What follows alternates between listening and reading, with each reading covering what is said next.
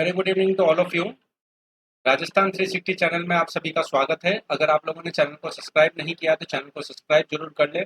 ये चैनल आपके राजस्थान के जितने भी एग्जाम्स होते हैं उन सभी के लिए आपके लिए उपयोगी है। राजस्थान के सभी एग्जाम्स की ये प्रिपरेशन करवाता है। तो चलिए स्टार्ट करते हैं। स्टार्ट करने से पहले अनअकैडमी से जुड़ने के कुछ बेनिफिट्स हैं। 100 MCQ के क्वेश्चन जो है हम आज की क्लास में करने वाले हैं।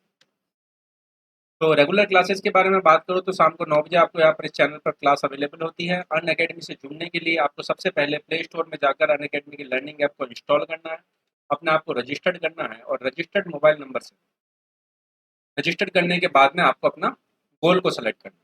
गोल आप सेलेक्ट कर लेंगे, जैसे आप राजस्थान एग्जाम की प्रिपरेशन कर रहे हैं तो आप आरपीएससी गोल को सेलेक्ट करेंगे। बेनिफिट्स आपको क्या क्या अवेलेबल होते हैं। डेली लाइव क्लासेज अवेलेबल है। उन लाइव क्लासेज में अपने डाउट्स जो है आप एजुकेटर के साथ में क्लियर कर सकते हैं, साथ ही पोल्स में पार्टिसिपेट करके अपने आंसर्स को दे सकते हैं। सारे के सारे कोर्सेज जो अवेलेबल होते हैं वो स्ट्रक्चर्ड कोर्स है। कंप्लीट सिलेबस अनअकैडमी की टीम के द्वारा आपको यहाँ पर करवाया जाता है। टाइम टू टाइम अपने आप को इवेल्यूएट कर सके इसलिए live test and quizzes available है। और अनलिमिटेड एक्सेस, जितने भी एजुकेटर्स हैं और जितने भी कोर्सेज है आपको अनलिमिटेड टाइम के लिए एक्सेस होते हैं, तो आप इनको जरूर। प्लस कोर्स और फ्री कोर्स की बात करूँ तो प्लस कोर्स में जहाँ आपको complete syllabus, unlimited practice test, unlimited PDF notes, regular doubt clearing sessions available होते हैं। वहीं ये सारी चीज़ें आपको फ्री में अवेलेबल नहीं है। और प्लस के फीचर्स में आपको इंडिया के टॉप एजुकेटर के द्वारा डाउट क्लियरिंग सेशंस आपको यहाँ पर अवेलेबल होते हैं। तो सारे एग्जाम की प्रिपरेशन एक साथ में आपको यहाँ पर मिल जाएगी। Regular doubt clearing sessions, study material आपको यहाँ पर अवेलेबल होता है और आंसर राइटिंग की प्रैक्टिस। जो स्टूडेंट यहाँ पर आरएस की प्रिपरेशन कर रहे हैं उनके लिए आंसर राइटिंग की अलग से प्रैक्टिस सेट करवाया जाता है और मेंटरशिप गाइडेंस प्रोग्राम भी है। स्कॉलरशिप टेस्ट है। फर्स्ट रैंकर को 100% स्कॉलरशिप है 3 महीने या उससे ऊपर के सब्सक्रिप्शन पर। सेकंड व थर्ड रैंकर को जो है यहाँ पर स्कॉलरशिप फ्री होती है, 50% स्कॉलरशिप मिलती है। और वही 4 से 25 रैंकर को स्कॉलरशिप मिलती है तीन जो है 25%। 12 महीने का सब्सक्रिप्शन जो है 14 महीने के लिए वैलिडेट है। उसकी वैलिडिटी 14 महीने की है और 24 महीने के सब्सक्रिप्शन की वैलिडिटी 27 महीने तक है। तो आप 10VV रेफरल कोड के साथ में अनअकैडमी के किसी भी कोर्स में एडमिशन ले सकते हैं। सैटरडे व संडे को आपको आरपीएससी एसआई व आरएस के लिए टेस्ट सीरीज अवेलेबल है, तो इनको आप जरूर ज्वाइन कीजिए।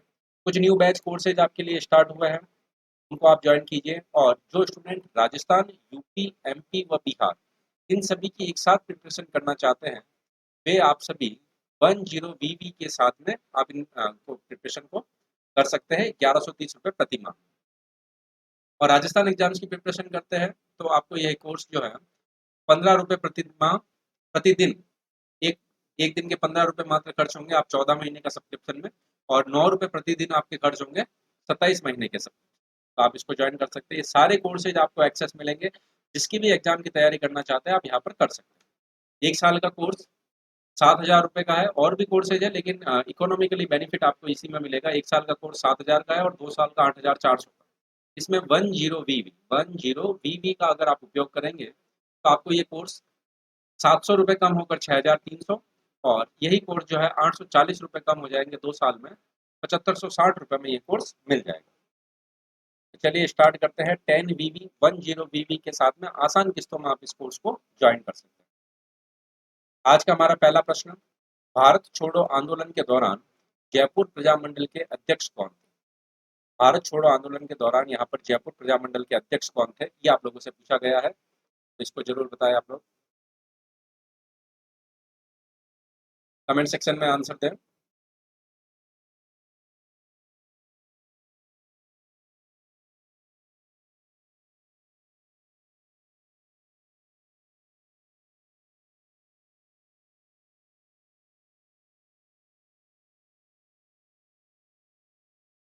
तो भारत छोड़ो आंदोलन के दौरान यहाँ पर जयपुर प्रजामंडल के अध्यक्ष उस समय कौन थे, 1942 की बात हो रही है। तो उस समय थे हीरालाल शास्त्री। ए हमारा यहाँ पर, ए जिन्होंने भी आंसर दिया है, ए इज द राइट आंसर। युग में दे रखे आपको ABCD और उनके साथ में उनको सुमेलित करना है। जसनाथ जी, शीतला जी, झांबो जी और जीण माता। तो कौन सा कहाँ पर है ये आप लोगों को बताना है।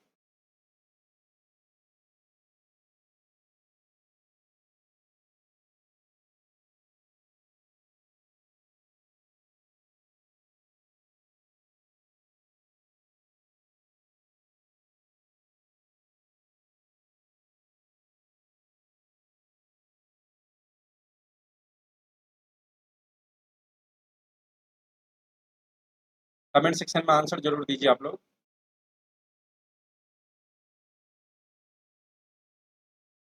तो सुमेलित करना है आपको यहाँ पर, तो आप लोगों को पता होना चाहिए यहाँ पर 4 2 3 1 जो है आप यहाँ पर आंसर दे रहे हैं। तो देखिए 4 2 3 1 बिल्कुल ए जो है हमारा यहाँ पर सही आंसर होगा। बिल्कुल आप ममता जी सही आंसर दे रहे हैं। 4 2 3 1 ए जो है हमारा यहाँ पर बिल्कुल ए जो आंसर दे रहे हैं सही आंसर है।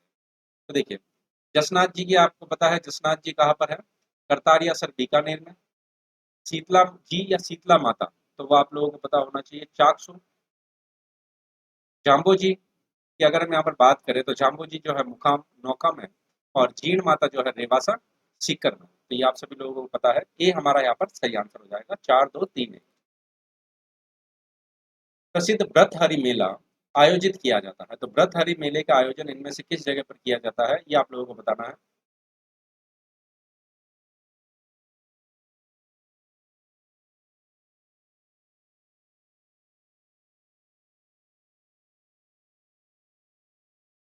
व्रतहरि मेले का आयोजन जो है इनमें से किस जगह पर किया जाता है? भरतपुर में, अलवर में, जयपुर में और सीकर में।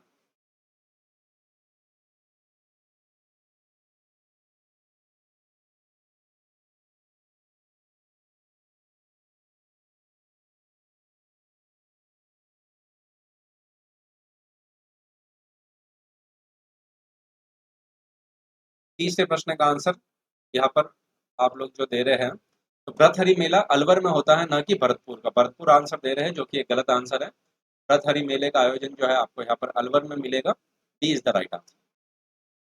अली बख्शी ख्याल से, ख्याल जो है कौन से क्षेत्र में प्रचलित लोक नाट्य शैली? तो अली बख्शी ख्याल जो है यहाँ पर कौन से राज्य में प्रचलित लोक नाट्य शैली है?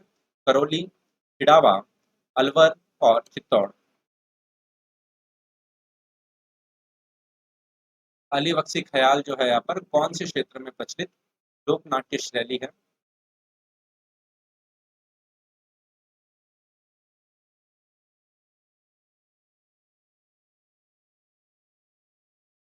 करौली, चिड़ावा, अलवर और चित्तौड़। ममता जी ने आंसर दिया है यहाँ पर सी। गजेंद्र सिंह जी ने आंसर दिया है बी। तो अली बख्शी ख्याल की अगर हम यहाँ पर बात करें, बिल्कुल अलवर जो आंसर दे रहे हैं आप ममता जी, एकदम सही आंसर है। अली बख्शी ख्याल जो है अलवर से। तो अली बख्शी अलवर। 1857 के स्वतंत्रता संग्राम में कोटा मेहराब की सहायता के लिए किस राज्य ने जो है यहाँ पर सैनिक सहायता भेजी? कोटा मेहराब की सहायता के लिए यहाँ पर कौन सा राज्य सैनिक सहायता भेजता है? बूंदी, करौली, झालावाड़ और जयपुर।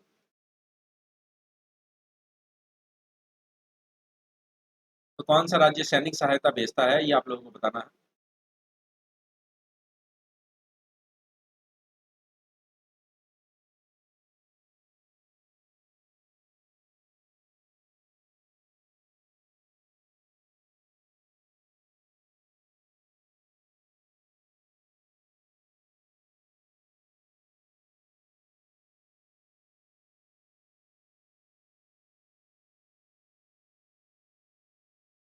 तो 1857 के संग्राम में यहाँ पर कौन सा जो है यहाँ पर राज्य सैनिक सहायता भेजता है? बिल्कुल ए आप आंसर जो दे रहे हैं वो सभी गलत दे रहे हैं।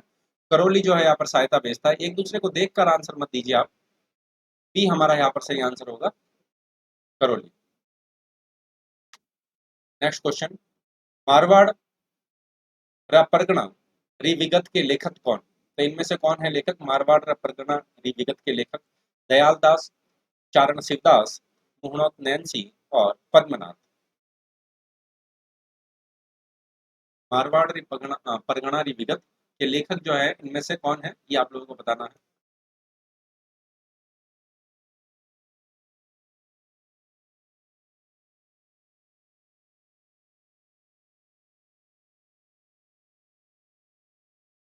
मारवाड़ परगना रिविगत के लेखक जो है इनमें से कौन है, ये आप लोगों को बताना है।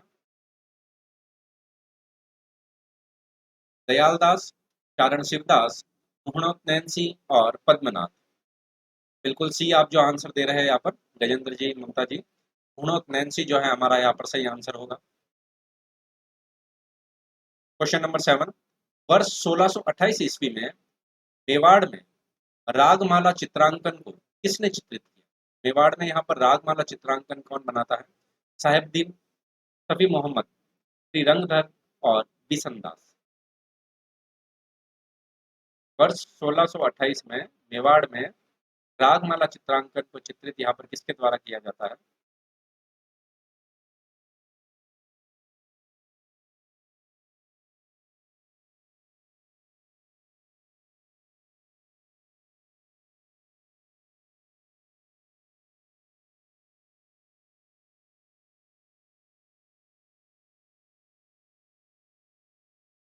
तो यहाँ पर कौन चित्रांकन करता है? तो बिल्कुल यहाँ पर अगर हम बात करें साहेबदीन करता है, ठीक है ना, कि श्रीरंगधर। ये हमारा यहाँ पर सही आंसर हो जाएगा साहेबदीन। निम्नलिखित में से कौन सा राजप्रसाद चित्तर पैलेस के नाम से विख्यात? कौन सी जो जगह है यहाँ पर चित्तर पैलेस के नाम से विख्यात है? बिजलोई, उमेद भवन, शिव निवास और जल महल।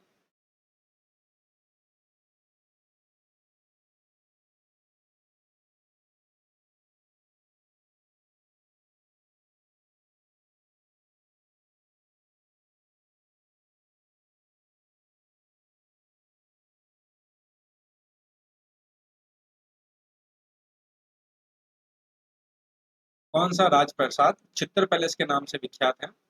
और चित्तर पैलेस के नाम से विख्यात जो है यहाँ पर उमेद भवन, सभी को पता होगा। और उमेद भवन कौन से जिले में है ये भी बता दें, उमेद भवन या चित्तर पैलेस।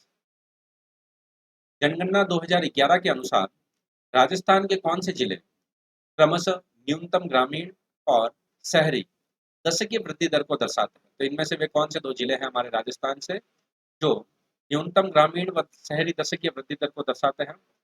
गंगानगर व झुंझुनू, कोटा व डूंगरपुर, कोटा व डूंगरपुर व कोटा और झुंझुनू व सीकर।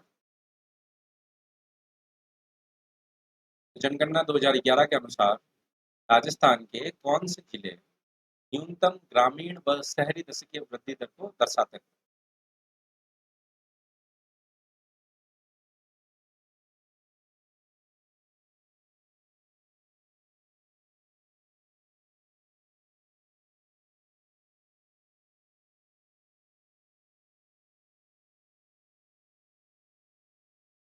तो न्यूनतम ग्रामीण और शहरी दशकीय वृद्धि दर की अगर हम यहाँ पर बात करें, बिल्कुल दो। देखिए सी कैसे होगा, आप जो है अगर हम बात करें कोटा, आप लोगों को पता है यहाँ पर कोटा जो है अधिकतम शहरी में है, तो अधिकतम शहरी में होगा तो न्यूनतम ग्रामीण हो जाएगा, अपोजिट हो जाएगा, ये आप लोगों को पता होगा। तो यहाँ पर कोटा जो है हमारा सही आंसर हो जाएगा। कुंदा माता कंजर्वेशन रिजर्व किस जगह पर? सिरोही व जालोर में, जालोर व जोधपुर में, बाड़मेर व जालोर में और सीकर व झुंझुनू।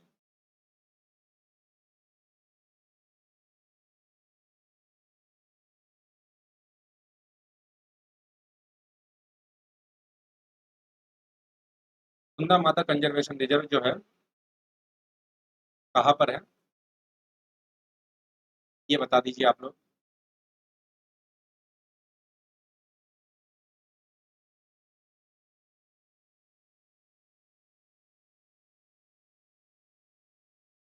कुंदा माता कंजर्वेशन रिजर्व की अगर हम यहाँ पर बात करें तो वो सिरोही में है और जालोर में। कुंदा माता का मंदिर की अगर हम यहाँ पर बात करें तो वो भी आपको कहाँ मिलता है, जालोर में मिलता है। ठीक है, ये जरूर ध्यान रखिए। नेक्स्ट क्वेश्चन, नवलखा झील राजस्थान के निम्नलिखित में से किस जिले में है? तो इनमें से वे कौन सा जिला है जहाँ पर नवलखा झील है? कोटा, बारा, बूंदी और झालावाड़।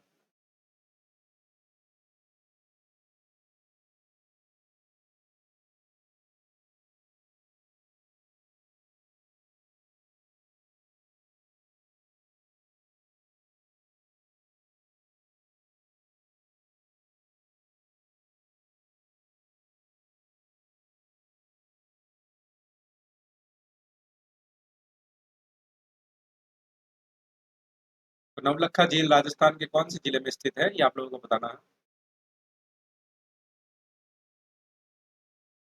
हेलो राहुल कुमार जी, स्वागत है आपका भी क्लास में। तो नवलखा झील जो है हमारी यहाँ पर बूंदी में है। 11वें का नहीं पता, कोई बात नहीं, बूंदी में है हमारी नवलखा झील। भानगढ़ व सिरावास श्रेणियां स्थित हैं? भानगढ़ व सिरावास श्रेणियां इनमें से किस जगह पर है? उत्तरी अरावली, मध्य अरावली, दक्षिणी अरावली और पश्चिमी अरावली। भानगढ़ व सिरावास श्रेणियां।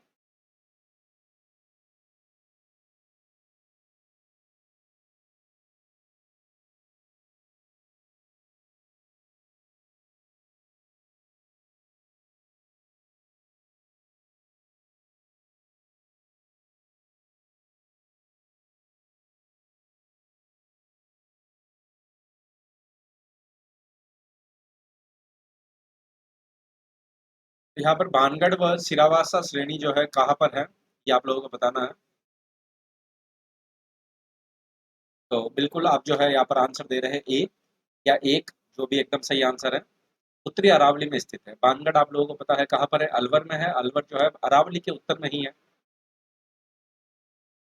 राजस्थान का निम्नलिखित में से कौन सा नगर भारत सरकार के सोलर सिटी कार्यक्रम का हिस्सा नहीं है? ये आप जरूर ध्यान रखिए, भारत सरकार के सोलर सिटी कार्यक्रम का हिस्सा इनमें से कौन सा नहीं है? अजमेर, जयपुर, जोधपुर और उदयपुर।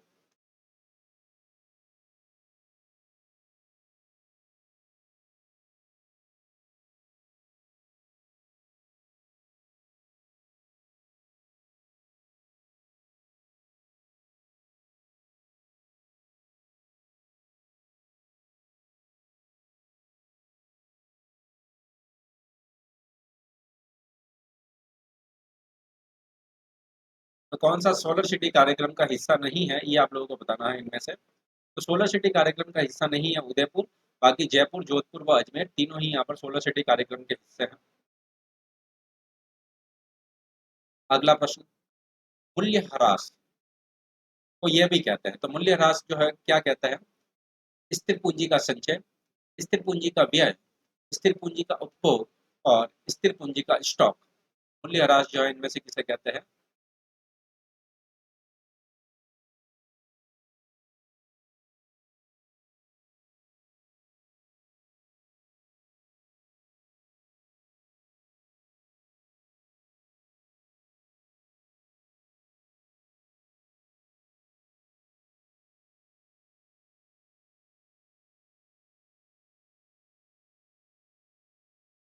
मूल्य ह्रास से आप क्या समझते हैं या क्या किसे कहते हैं? तो स्थिर पूंजी का उपभोग, बिल्कुल सी जो आंसर दे रहे हैं आप पर, बिल्कुल एकदम सही आंसर दे रहे हैं।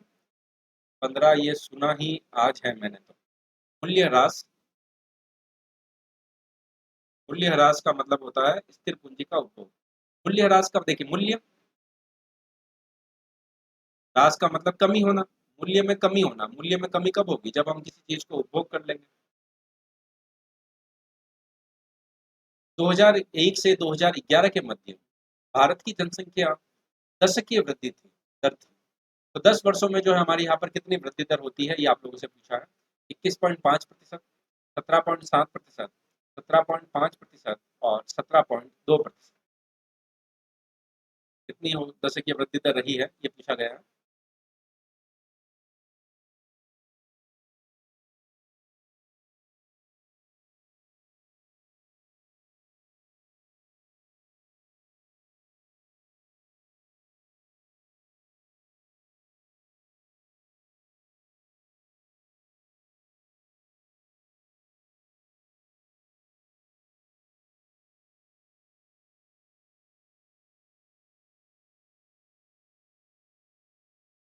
तो यहाँ पर भारत की दशकीय वृद्धि दर जो है कितनी रहती है? तो 17.7%। बिल्कुल जो है बी आंसर जो दे रहे हैं आप गजेंद्र सिंह जी, बिल्कुल बी आप सही आंसर दे रहे हैं। ये नहीं होगा हमारा, 21.5 नहीं, 17.7% जो है हमारा यहाँ पर सही आंसर। भारत में वर्ष 2016-17 में सर्वाधिक गन्ना उत्पादन करने वाले तीन राज्य कौन से? तो यहाँ पर अभी भी जो है यहाँ पर सर्वाधिक गन्ना उत्पादन करने वाले तीन राज्य यही है। उत्तर प्रदेश, महाराष्ट्र व कर्नाटक, महाराष्ट्र, उत्तर प्रदेश व पंजाब, महाराष्ट्र, उत्तर प्रदेश व हरियाणा, उत्तर प्रदेश, महाराष्ट्र व हिमाचल प्रदेश।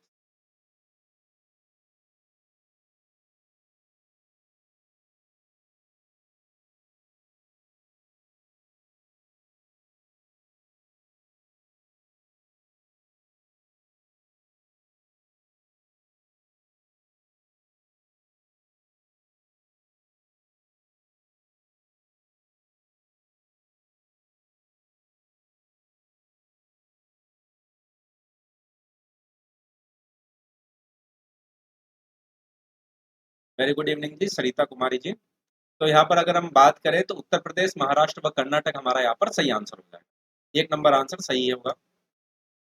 किसी कम, किस कंपनी को वस्तु व सेवा कर के तंत्र के लिए प्रतिबंधित सेवा प्रदाता के रूप में नियुक्त किया गया? जो जीएसटी है उसके सेवा प्रदाता के रूप में यहाँ पर किस कंपनी के साथ में नियुक्त किया गया है, किस कंपनी के साथ में यहाँ पर टाइप हुआ है? इन्फोसिस, टीसीएस, विप्रो और ओरेकल।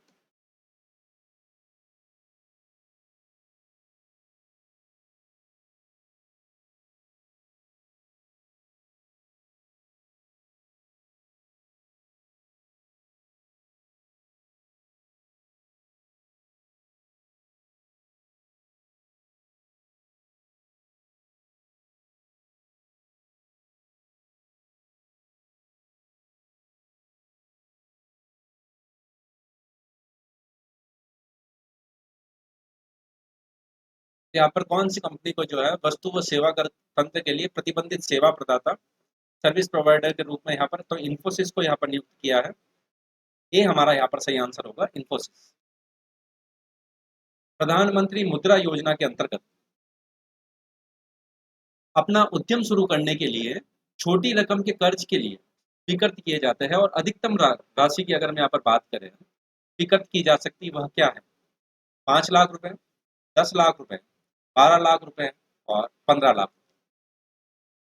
प्रधानमंत्री मुद्रा योजना के अंतर्गत अपना उद्यम शुरू करने के लिए छोटी रकम के कर्ज जो है यहाँ पर स्वीकृत किए जाते हैं और अधिकतम रकम जो है यहाँ पर स्वीकृत की जा सकती है, वो क्या है?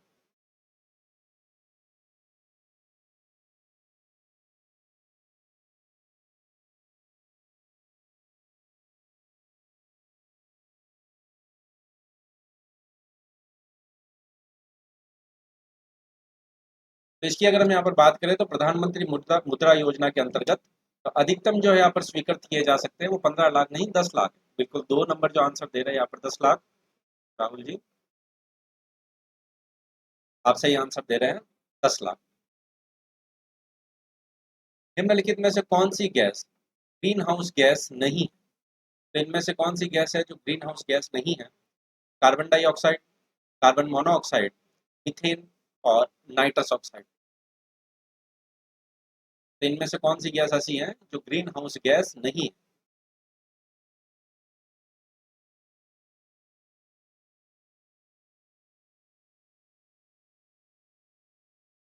नहीं पूछा गया है।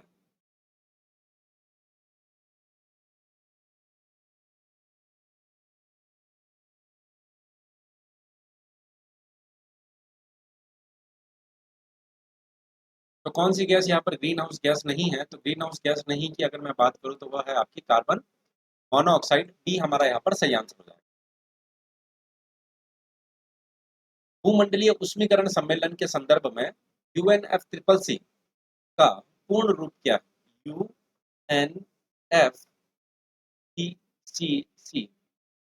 यूएनएफ ट्रिपल सी का पूर्ण रूप जो है इनमें से क्या है, यह पूछा गया है। United Nations framework on climate change, United Nation federation convention on the climate change, United Nation framework center on climate change और United Nation federation center on climate change.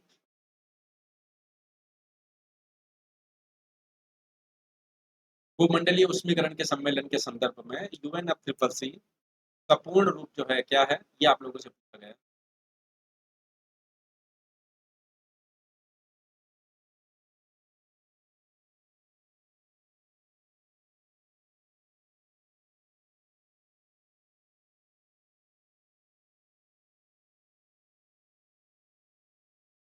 UNF triple सी का पूर्ण रूप United Nation framework on climate change. एक जो है हमारा यहाँ पर सही आंसर होगा UNF triple C, United Nation framework convention on climate change, UNF triple C.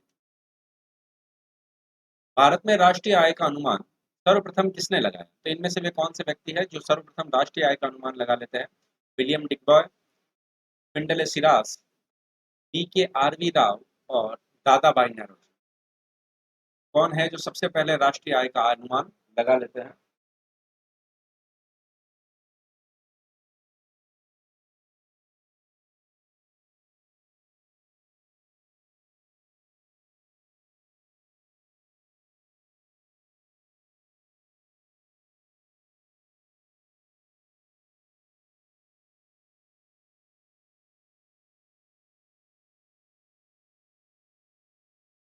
Buffering हो रहा है क्या, एक बार बता देंगे आप लोग। तो राष्ट्रीय आय का सर्वप्रथम अनुमान लगाने वाले यहाँ पर दादा भाई नौरोजी, बिल्कुल 4 नंबर आप आंसर सही दे रहे हैं, 24 का डी। बिल्कुल, दादा भाई नौरोजी जो है यहाँ पर नेशनल इनकम का अनुमान सर्वप्रथम लगाते हैं। निम्नलिखित में से कौन सी राजस्थान की बकरी की प्रसिद्ध नस्ल, तो राजस्थान में बकरी की प्रसिद्ध नस्ल जो है इनमें से कौन सी है? नागौरी, काकरेज, जखराना और चोकला। तो बकरी की प्रसिद्ध नस्ल जो है इनमें से कौन सी है, ये आप लोगों को बताना है।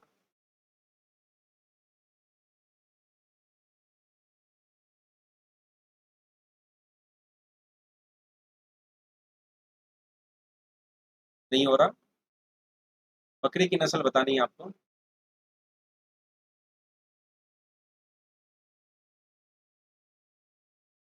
तो बकरी की नस्ल की अगर मैं बात करूं तो बकरी की नस्ल जो है यहाँ पर आपकी बिल्कुल सी आप आंसर जो दे रहे हैं, जखराना।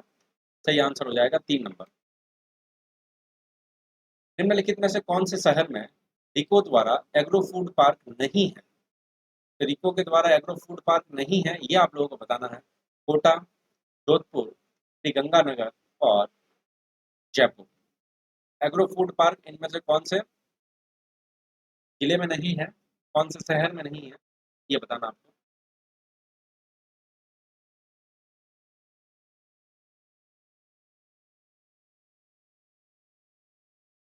कौन से शहर में रिको द्वारा स्थापित एग्रो फूड पार्क नहीं है?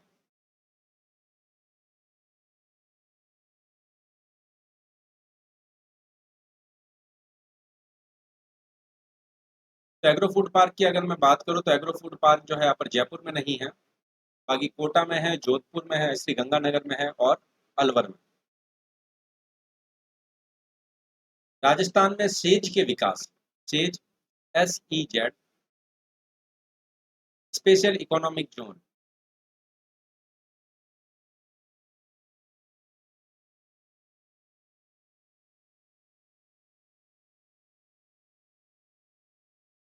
स्पेशल इकोनॉमिक जोन विशेष आर्थिक क्षेत्र के विकास के लिए निम्न में से कौन सी एक जो है यहाँ पर केंद्रीय प्रमुख एजेंसी है? तो कौन सी एक केंद्रीय प्रमुख एजेंसी है? रिको, RFC, IDBI और SIDBI। SEZ, special economic zone, विशेष आर्थिक क्षेत्र।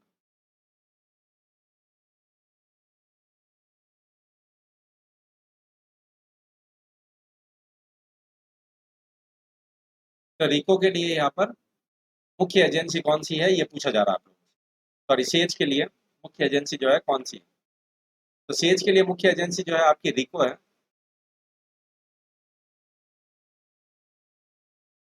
माही बजाज सागर परियोजना किन राज्यों की संयुक्त परियोजना? इनमें से वे कौन से राज्य है जिनकी संयुक्त परियोजना जो है माही बजाज सागर परियोजना? राजस्थान व मध्य प्रदेश, राजस्थान व गुजरात, राजस्थान व पंजाब और राजस्थान व हरियाणा। तो कौन सा जो है संयुक्त परियोजना है यहाँ पर, ये पूछा जा रहा है आप लोगों से।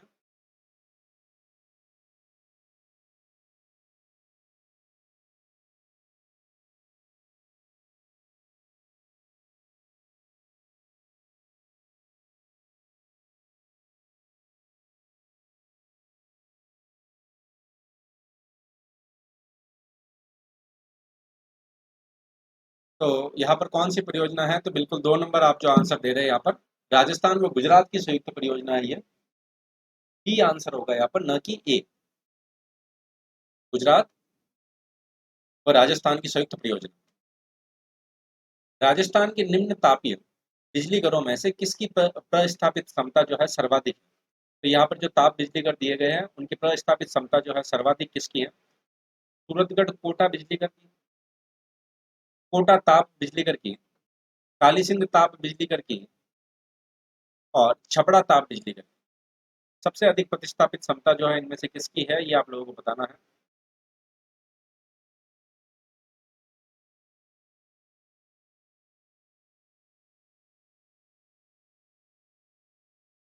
सूरतगढ़ की, कोटा की, काली सिंध की और छपड़ा की।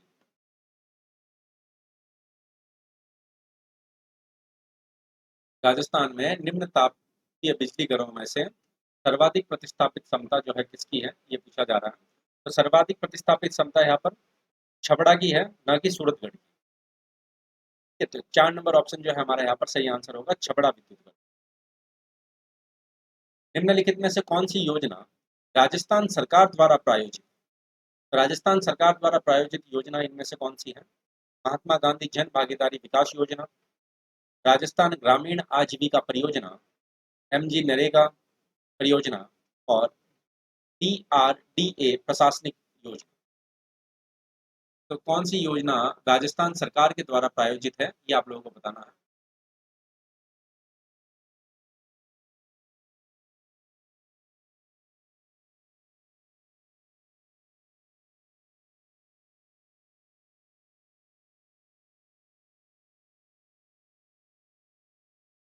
तो राजस्थान सरकार द्वारा प्रायोजित योजना जो है इनमें से कौन सी है, ये आप लोगों को बताना है।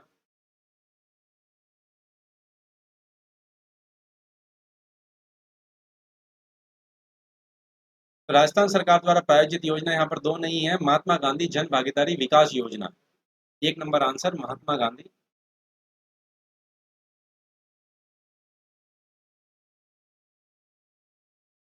जन भागीदारी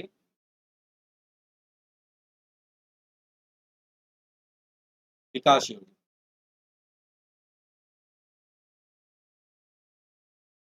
ये आप जरूर ध्यान रखिए, ए हमारा यहाँ पर सही आंसर होगा। मुख्यमंत्री राजश्री योजना समाज में बालिकाओं के प्रति सकारात्मक मनोवृत्ति विकसित करने तथा राज्य में उनके स्वास्थ्य व शिक्षा की स्थिति में सुधार करने का प्रयास करती है। इस योजना के अंतर्गत कितना अनुदान दिया जाता है? कितना अनुदान यहाँ पर दिया जाता है? 25,000, 50,000, 75,000 और 1 लाख।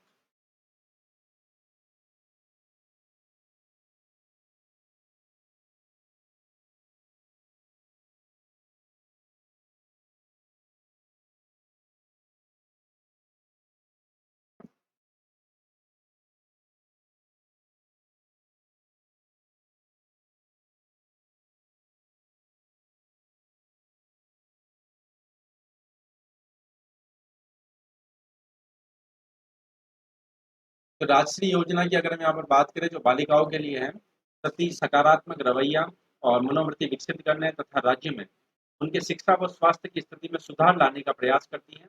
अनुदान की अगर हम यहाँ पर बात करें, तो अनुदान यहाँ पर जो दिया जाता है, तो आपका दिया जाता है 50,000 रुपए का अनुदान दिया जाता है। 2 नंबर ऑप्शन जो है हमारा यहाँ पर सही आंसर है। ठीक है जी, तो ये आप जरूर ध्यान रखिए। 1948 में किन 4 राज्यों को छोड़कर मत्स्य संघ का जो है यहाँ पर जोड़कर, छोड़कर नहीं सॉरी जोड़कर मत्स्य संघ का निर्माण किया? जोधपुर, जयपुर, बीकानेर व कोटा, शाहपुरा, किशनगढ़, झालावाड़ व करौली, उदयपुर, बांसवाड़ा, डूंगरपुर व प्रतापगढ़, अलवर, भरतपुर, करौली व धौलपुर।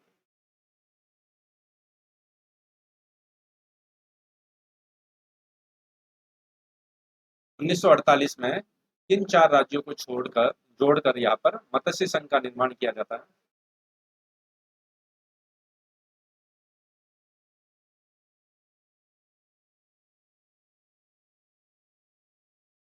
तो ये आप सभी लोगों को अच्छे से पता है। पहला चरण जब होता है तो मत्स्य संघ बनता है, तो उसमें अलवर, भरतपुर, करौली, धौलपुर। तो ए बी सी डी से आप याद करते हैं इसको, अलवर, भरतपुर, करौली, धौलपुर। 4 नंबर ऑप्शन या डी जो है हमारा यहाँ पर सही है। निम्नलिखित दुर्गों में से इसे यूनेस्को ने विश्व विरासत स्थल घोषित किया है? तो यूनेस्को यहाँ पर विश्व विरासत स्थल किसको घोषित करता है? वैसरोडगढ़ दुर्ग को, मांडलगढ़ दुर्ग को, गागरोन दुर्ग को और बूंदी दुर्ग। 100 क्वेश्चन है। तो यूनेस्को यहाँ पर विश्व विरासत जो है इनमें से किसको करता है?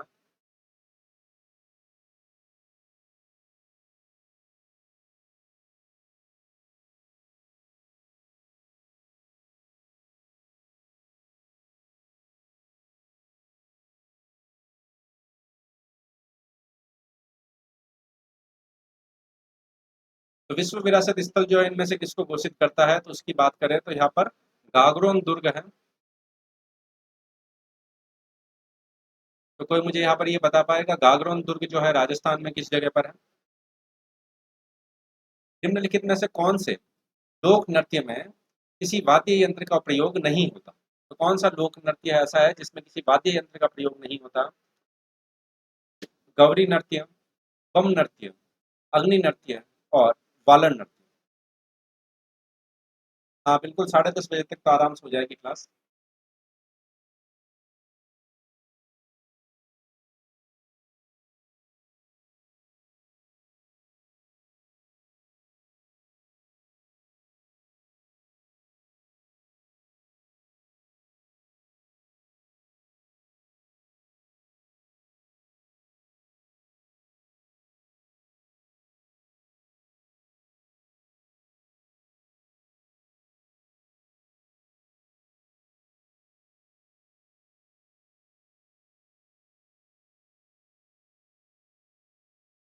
तो यहाँ पर अगर हम बात करें तो लोक नाट्य में जो है यहाँ पर कौन सा ऐसा लोक नृत्य है जिसमें वाद्य यंत्र का उपयोग नहीं होता? तो 4 नंबर जो है हमारा यहाँ पर सही आंसर होगा। ठीक है, तो ये आप जरूर ध्यान रखिए, 4 नंबर होगा, डी यहाँ पर हमारा सही होगा, ना कि सी। ठीक है, वालर नृत्य था ऑप्शन।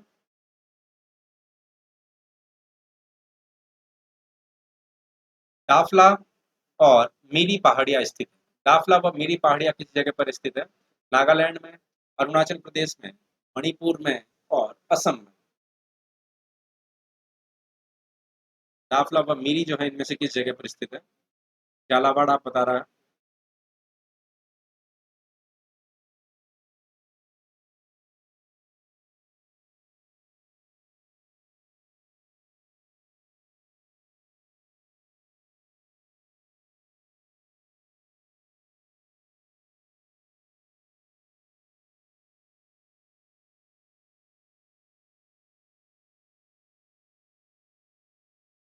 दाफला व मीरी की अगर हम यहाँ पर बात करें तो दाफला और ये मीरी जो है हमारी अरुणाचल प्रदेश में, दाफला मीरी अबोरम इसमें।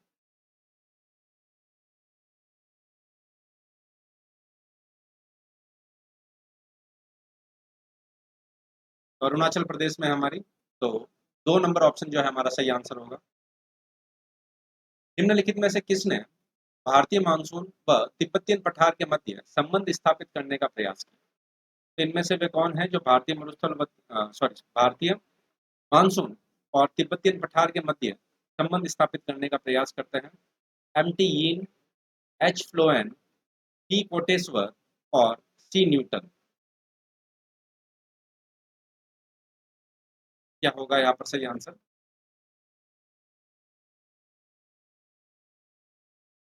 तो यहाँ पर कौन से ऐसे व्यक्ति हैं जो भारतीय मानसून व तिब्बतियन पठार के मध्य संबंध स्थापित करने का प्रयास करते हैं?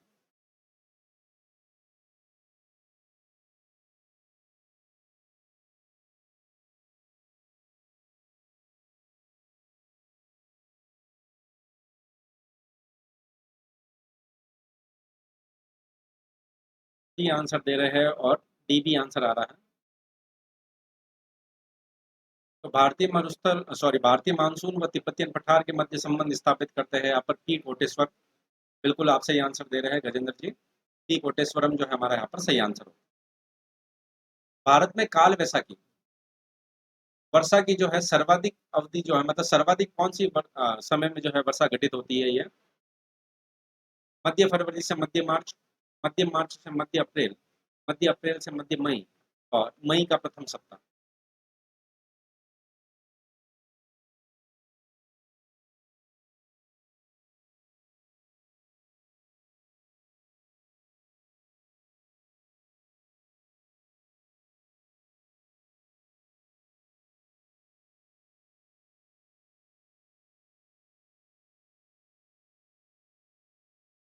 सर्वाधिक काल वैसाखी की अगर मैं यहाँ पर बात करें तो 1 नंबर ऑप्शन जो है हमारे यहाँ पर सही होगा। निम्नलिखित में से कौन से पठार, कौन कौन से जो है पठार प्रायद्वीपीय पठार में अवस्थित है? तो इनमें से कौन कौन से पठार जो है हमारे प्रायद्वीपीय पठार में अवस्थित है? बुंदेलखंड उच्च भूमि, मेघालय का पठार, मालवा का पठार, दक्कन का पठार और लद्दाख का पठार। तो इनमें से कौन कौन से पठार है हमारे, ये आप लोगों को बताना है।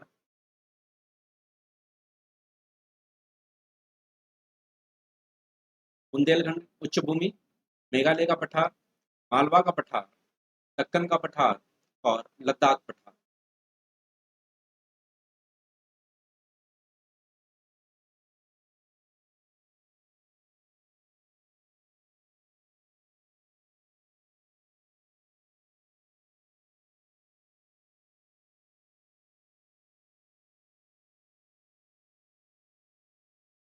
तो यहाँ पर आप लोगों से पूछा गया है तो वो हमारा सही आंसर हो जाएगा यहाँ पर 3 नंबर, मतलब कि ABCD। लद्दाख का पठार अलग है, बाकी सारे के सारे जो है हमारे यहाँ पर इन ऑप्शन में से जो है यहाँ पर प्रायद्वीपीय पठार का हिस्सा है। 16 वन है। 16 वन इनमें से क्या है? आर्द्र शीतोष्ण, उष्ण कटिबंधीय, आर्द्र, एल्पाइन और ज्वारीय। 16 वन जो है इनमें से क्या है, ये आप लोगों को बताना है। बिल्कुल फास्ट ही चल रहे हैं जी, जल्दी जल्दी जो है करने का ही प्रयास कर रहे हैं।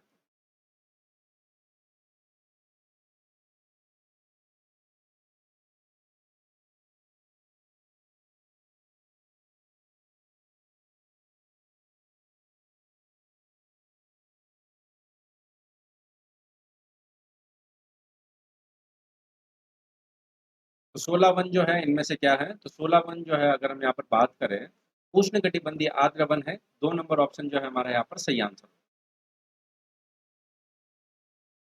भारत के कौन से भाग में सर्वाधिक बाढ़ प्रभावित क्षेत्र पाए जाते हैं? भारत का वह कौन सा क्षेत्र है जहाँ पर सर्वाधिक बाढ़ प्रभावित क्षेत्र पाए जाते हैं? फ्रांस गंगा मैदान, मध्य व निचला गंगा मैदान, पूर्वी तटीय मैदान और गुजरात का दक्षिण पश्चिमी भाग। भारत के कौन से भाग में सर्वाधिक बाढ़ प्रभावित क्षेत्र जो है पाए जाते हैं?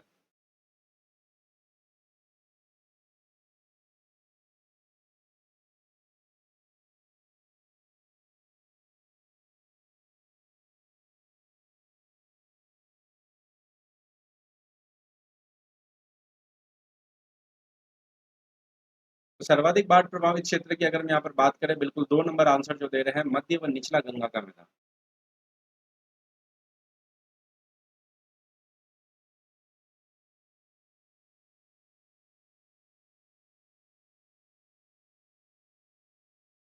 मध्य व निचला गंगा का मैदान जो है यहाँ पर सर्वाधिक बाढ़ प्रभावित क्षेत्र है।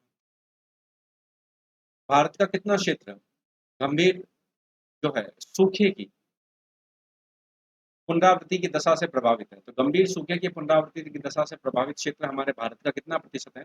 लगभग 16%, लगभग 25%, लगभग 33% और लगभग 50%।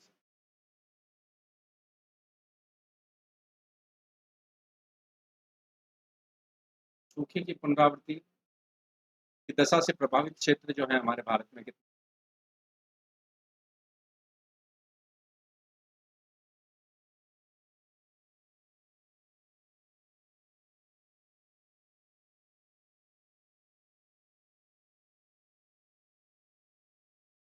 भारत में कितना क्षेत्र जो है गंभीर सूखे की पुनरावृत्ति से प्रभावित क्षेत्र है?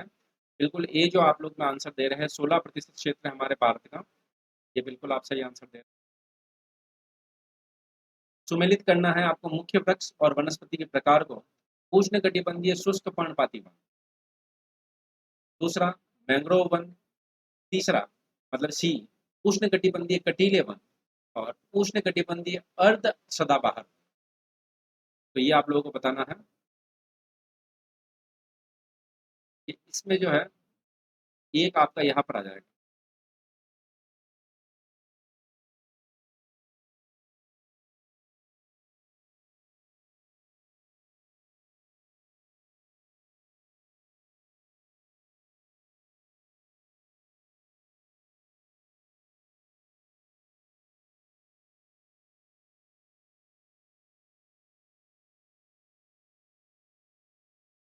तो देखिए, अगर हम यहाँ पर बात करें तो मैंग्रोव वन आप लोगों को पता है, सुंदरी वन,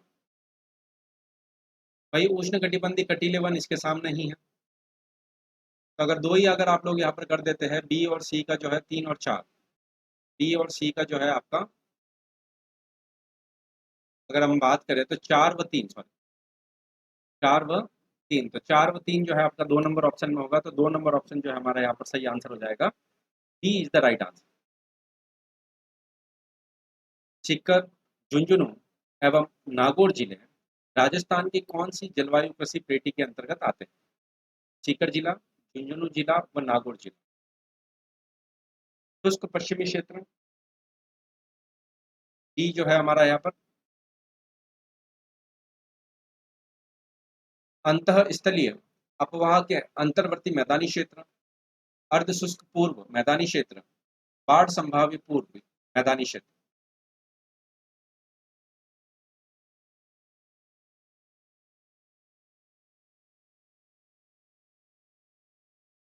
तो यहाँ पर आप लोगों से पूछा जा रहा है सीकर, झुंझुनू व नागौर के संबंध में, बिल्कुल दो जो आंसर दे रहे हैं यहाँ पर, अंतःस्थलीय अपवाह के अंतर्वर्ती मैदानी क्षेत्र।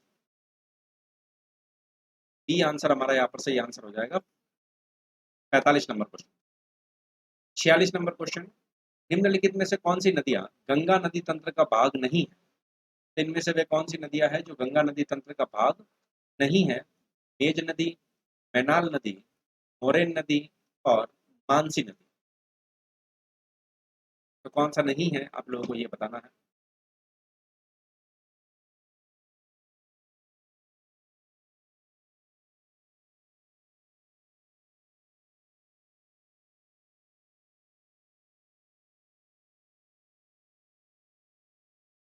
निम्नलिखित में से कौन सी नदियां गंगा नदी तंत्र का भाग नहीं है?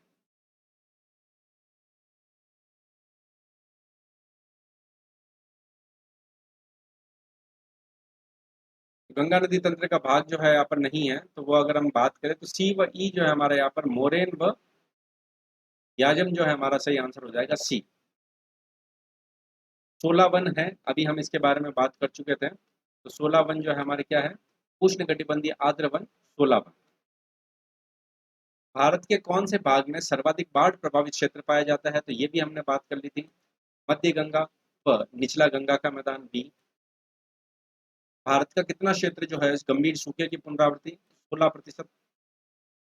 ये नहीं किया था। निम्नलिखित में से कौन सा एक सुमेलित नहीं है? निम्नलिखित में से कौन सा एक सुमेलित नहीं है? लूणी जवाई बेसिन गढ़वाल प्रदेश, चंबल बेसिन उत्पाद भूमि, माही बेसिन छप्पन मैदान और बनास बेसिन बागड़ प्रदेश।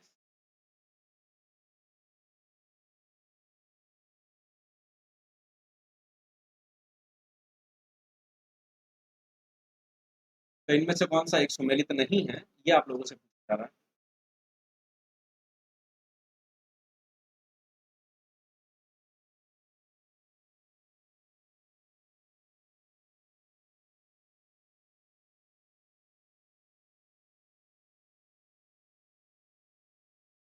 सुमेलित नहीं की अगर मैं बात करूं तो ये बनास बेसिन जो है आपका वागड़ क्षेत्र जो है गलत आंसर हो जाएगा। डी बिल्कुल जो है, जो भी आंसर दे रहे हैं 4 नंबर या डी, वो हमारा सही आंसर है। दशकों से राजस्थान तांबड़ा उत्पादन में अग्रणी रहा, तो इसकी प्रमुख खाने कहाँ पर? टोंक व जोधपुर में, जयपुर व अलवर में, जयपुर व दौसा में और टोंक व अजमेर में। तांबड़े की जो है प्रमुख खाने कहाँ पर है?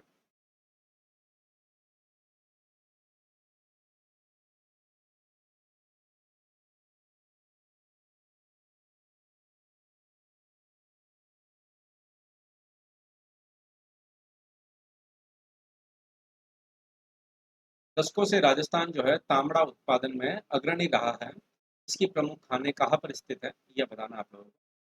तो इसकी प्रमुख खानों की अगर मैं बात करूँ तो वो कहाँ पर स्थित है? तो ये आपका जयपुर है व अलवर। कुछ ऊर्जा परियोजनाएं हैं और उनकी स्थिति है, ये आपको सुमेलित करनी है। तो ये जो डी है, ये आपका इधर आ गया, तो ये डी आपका इधर आ जाएगा। तो ऊर्जा परियोजना स्थिति के बारे में, बड़ला सोलर पार्क कहाँ पर है? दूसरा, अवशिष्ट ऊर्जा परियोजना कहाँ पर है? पवन ऊर्जा परियोजना कहाँ पर है? और सौर ऊर्जा परियोजना जो है कहाँ पर है?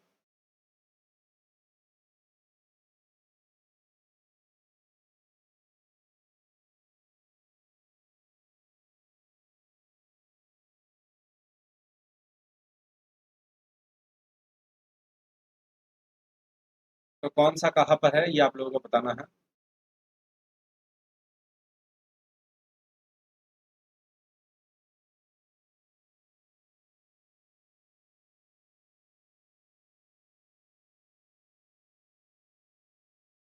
तो यहाँ पर बी आंसर दे रहे हैं आप लोग, बिल्कुल बी आंसर सही है। तो देखिए, बड़ला सोलर पार्क की अगर मैं यहाँ पर बात करूँ तो वो आप लोगों को पता है जोधपुर में है।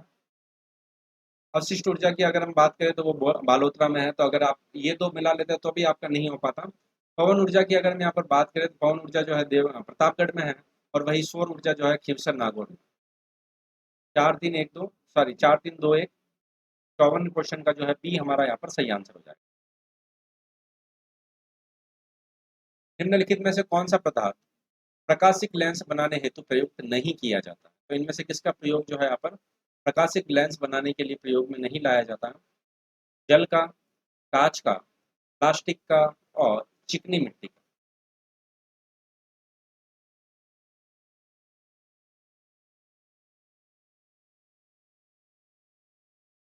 प्रकाशिक लेंस बनाने हेतु प्रयुक्त नहीं किया जा सकता, ये आप लोगों से पूछा गया है।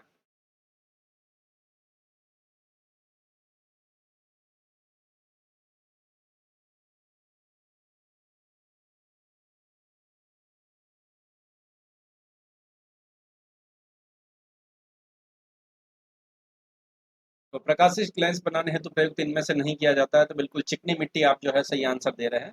4 नंबर ऑप्शन जो है हमारा यहाँ पर चिकनी मिट्टी ही है।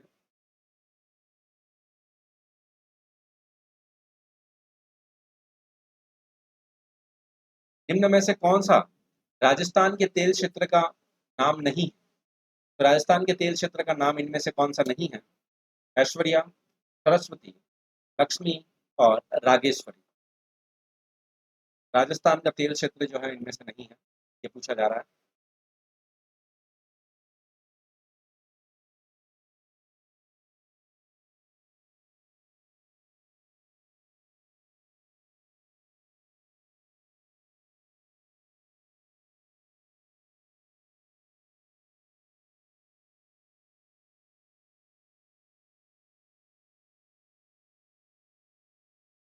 तो राजस्थान के तेल क्षेत्र का नाम जो है इनमें से लक्ष्मी नहीं है। बाकी सारे राजस्थान के तेल क्षेत्र के नाम हैं। निम्नलिखित में से कौन सा गुण सुमेलित है? तो इनमें से कौन सा जो है सुमेलित है?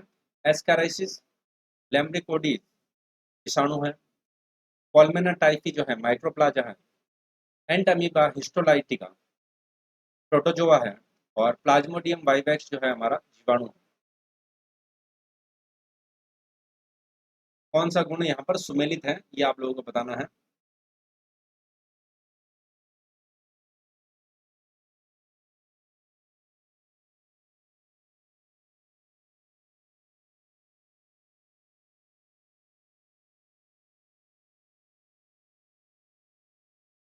सुमेलित आप लोगों से पूछा गया है, नहीं पता कोई बात नहीं, अब पता चल जाएगा आपको। सुमेलित की अगर मैं बात करूँ तो यहाँ पर बिल्कुल 3 नंबर आंसर सही दे रहे हैं। एंट अमीबा हिस्टोलिका जो अगर हम यहाँ पर बात करें तो एक प्रकार का प्रोटोजोआ ही। निम्नलिखित में से कौन सा कथन सत्य है? सत्य कथन को चुनना है आपको, यहाँ पर ये चीज जरूर ध्यान रखिए आप। श्वेताणु केंद्रक रहित होते हैं। दूसरा, वृद्ध व क्षतिग्रस्त लाल रुधिर कणिकाएं प्लीहा में नष्ट होती है। तीसरा, डिम्बाणु का उत्पादन यकृत में होता है। और चौथा, अकणीय श्वेत कर्णिकाएं हिस्टामिन, सेरोटोनिन व हिपेरिन जो है स्रावित करती है। तो कौन सा स्टेटमेंट यहाँ पर सही है ये आप लोगों से पूछा जा रहा है। सही स्टेटमेंट आप लोगों को बताना।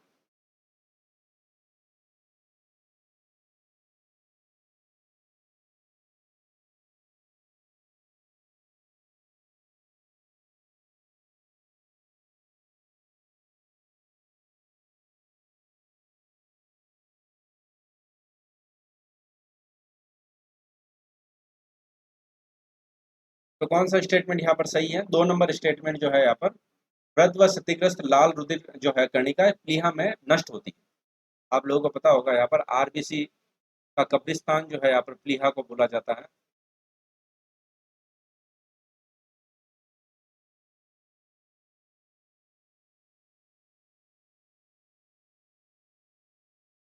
2 नंबर ऑप्शन जो है हमारा यहाँ पर सही हो जाएगा।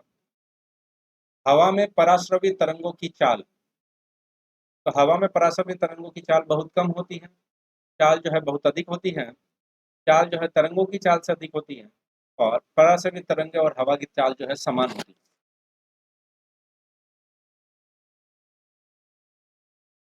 तो हवा में पराश्रवी तरंगों की चाल के बारे में पूछा गया है।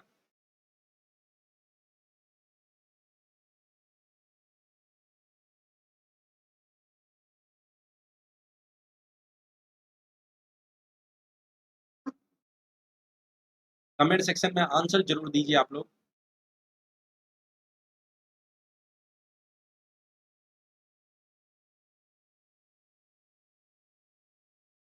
हवा में पराश्रवी तरंगों की अगर हम यहाँ पर बात करें तो बहुत अधिक होती है। हवा में पराश्रवी तरंगों की चाल जो है बहुत अधिक होती है। 2 नंबर स्टेटमेंट जो है हमारे यहाँ पर सही होगा। भारत के द्वारा विकसित किया गया सबसे बड़ा उपग्रह प्रमोचक वाहन, तो इनमें से सबसे बड़ा भारत के द्वारा विकसित किया गया उपग्रह प्रमोचक वाहन जो है कौन सा है? जीएसएलवी MK2 मार्क 2 जिसको हम बोलते हैं, जीएसएलवी मार्क 1, पीएसएलवी एक्सएल और पीएसएलवी सीए। तो कौन सा उपग्रह प्रमोचक वाहन है भारत के द्वारा विकसित किया गया?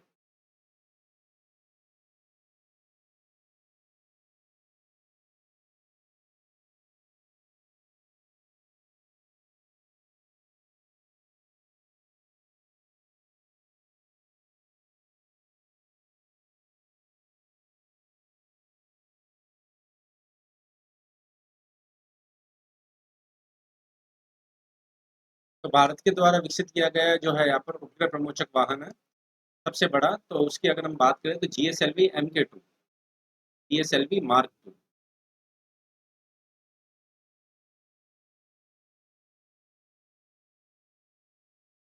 राष्ट्रीय डिजिटल संचार नीति 2018 के अनुसार निम्नलिखित में से कौन सा नेशनल ब्रॉडबैंड मिशन का अभियान का भाग नहीं है?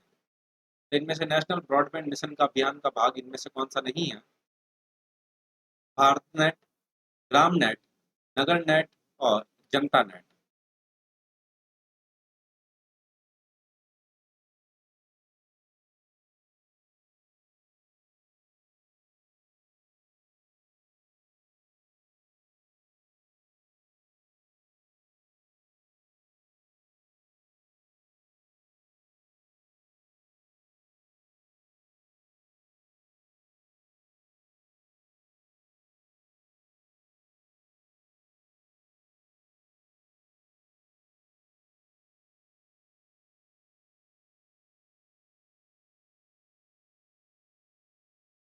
तो यहाँ पर राष्ट्रीय डिजिटल संचार नीति 2018 के अनुसार जो है निम्नलिखित में से कौन सा नेशनल ब्रॉडबैंड मिशन का जो है यहाँ पर भाग नहीं है?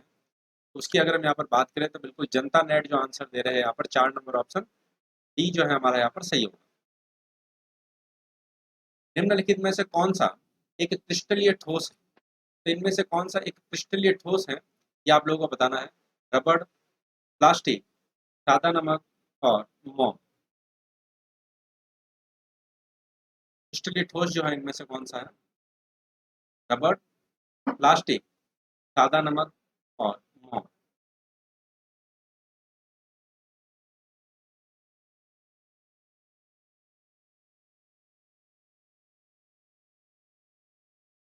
तो क्रिस्टलीय ठोस के बारे में बात हो रही है, ये चीज आप जरूर ध्यान रखिए। तो क्रिस्टलीय ठोस की अगर हम यहाँ पर बात करें तो बिल्कुल यहाँ पर सादा नमक हमारा यहाँ पर क्रिस्टलीय ठोस, सी जो है हमारा यहाँ पर सही आंसर होगा, सादा नमक।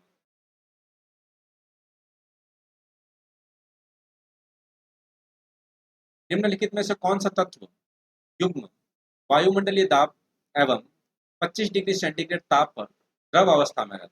तो कौन सा जो है यहाँ पर तत्व युग्म जो है वायुमंडलीय दाब व ताप पर 25 डिग्री सेंटीग्रेड पर द्रव अवस्था में रहता है? ब्रोमीन व सीजियम, ब्रोमीन व मरकरी, मरकरी व लिथियम और मरकरी व आयरन। कौन सा यहाँ पर सही है?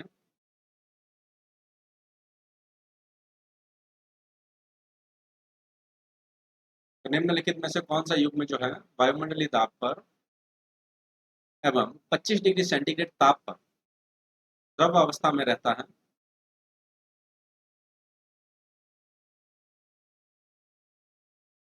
ब्रोमीन व सीजियम, ब्रोमीन व मरकरी, मरकरी व लिथियम और मरकरी व ऑर्गन।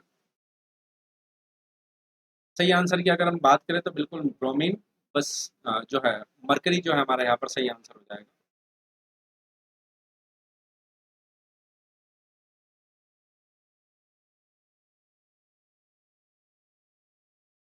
ये हमारा सही आंसर हो जाएगा, तो ये आप जरूर ध्यान रखें। श्वेत फुफ्फुस कैंसर का मूल कारण एस्बेस्टस, कपास के रोए, सिलिका और कागज की लुगदी। श्वेत फुफ्फुस का जो है यहाँ पर प्रमुख कारण क्या है? श्वेत फुफ्फुस कैंसर जो है एस्बेस्टस, कपास के रोए, सिलिका और कागज की लुगदी।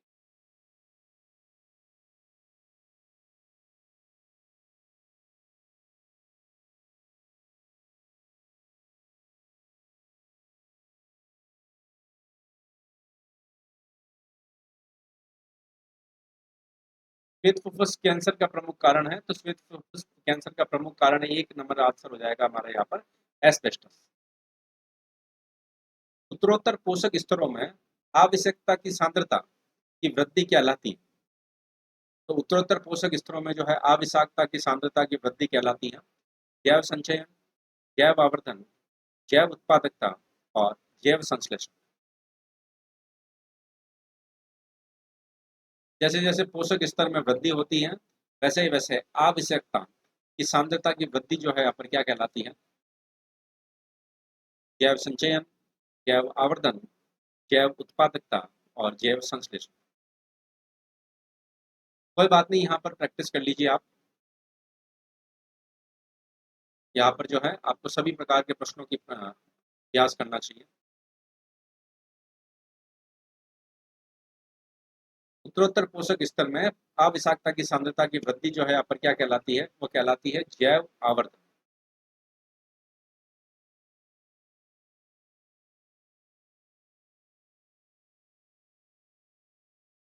नेक्स्ट क्वेश्चन, निम्न में से विद्युत शक्ति का मात्रक नहीं है, तो इनमें से वे कौन सा है जो विद्युत शक्ति का मात्रक नहीं है? जूल, वॉट, किलोवाट घंटा और अश्व शक्ति।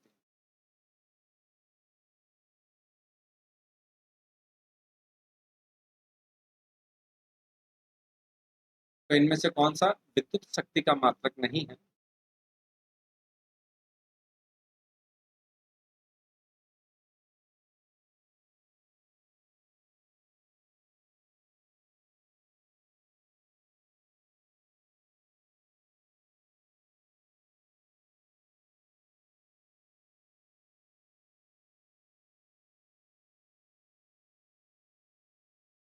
तो विद्युत शक्ति का मात्रक जो है इनमें से कौन सा नहीं है, ये आप लोगों को बताना है। तो विद्युत शक्ति के मात्रक की अगर हम यहाँ पर बात करें तो 3 नंबर ऑप्शन जो है हमारा यहाँ पर सही आंसर हो जाएगा।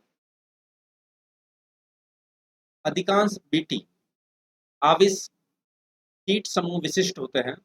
इस आविश को कोडित करने वाले जीन का नाम क्या है? इस आविश को कोडित करने वाले जीन का नाम CRY, DRY, FTY और GRY।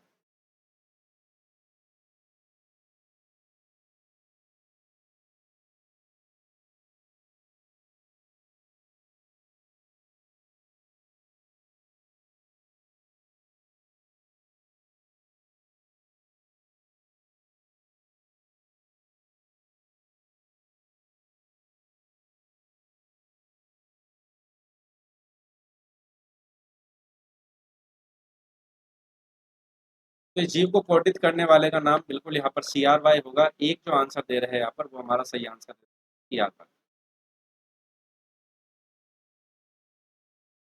निम्नलिखित में से कार्बन के अपर रूपों का चयन कीजिए। तो इनमें से कौन से कार्बन के अपर रूप है? ग्रेफीन, फुलरीन, कार्बोरंडम, डायमंड और कार्बाइन।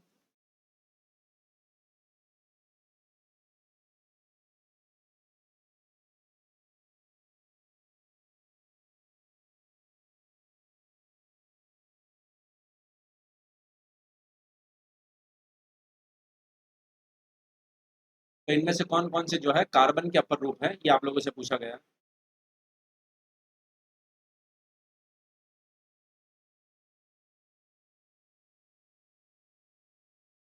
तो कार्बन के अपर रूप की अगर हम यहाँ पर बात करें तो ग्रेफीन, फुलरीन, डायमंड और कार्बाइन।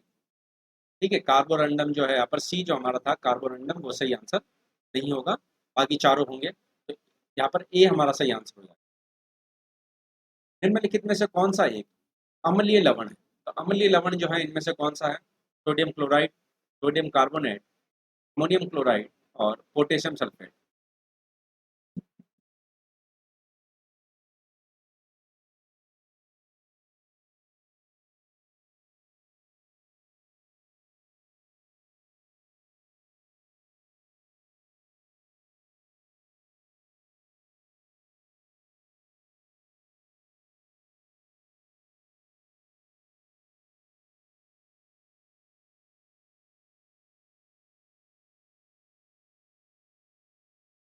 तो यहाँ पर इनमें से कौन सा जो है अम्लीय लवण है? तो अम्लीय लवण की अगर हम यहाँ पर बात करें तो यहाँ पर अमोनियम क्लोराइड होगा, ना कि सोडियम क्लोराइड। बिल्कुल सी आंसर जो दे रहे हैं यहाँ पर, बिल्कुल सही आंसर दे रहे हैं, अमोनियम क्लोराइड।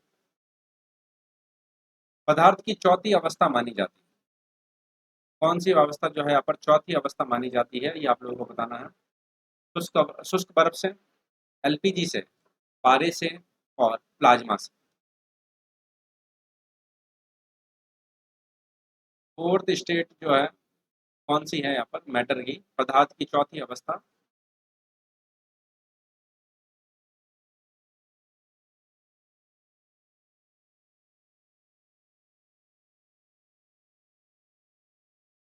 पदार्थ की चौथी अवस्था इनमें से किसको माना जाता है, ये पूछा जा रहा है।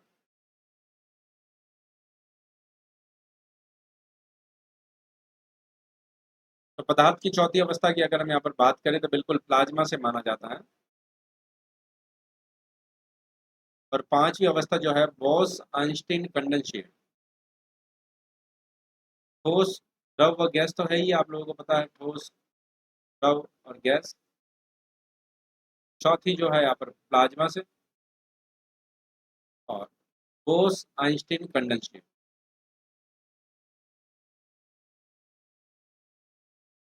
Boss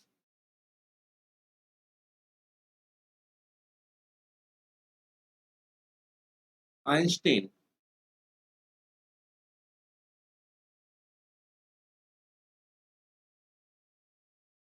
condensate. तो यहाँ पर डी जिन्होंने भी आंसर दिया वो हमारा सही आंसर होगा। प्राकृतिक रबड़ बहुलक है।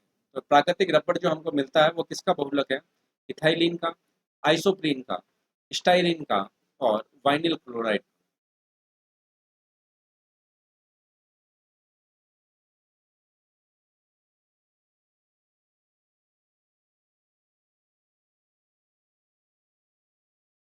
तो प्राकृतिक रबड़ जो है किसका बहुलक है, ये आप लोगों से पूछा जा रहा है।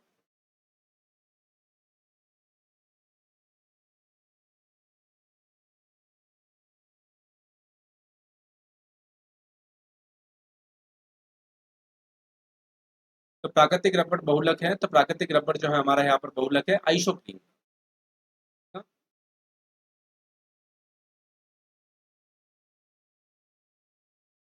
आइसोप्रीन का, तो ये आप जरूर ध्यान रखिए।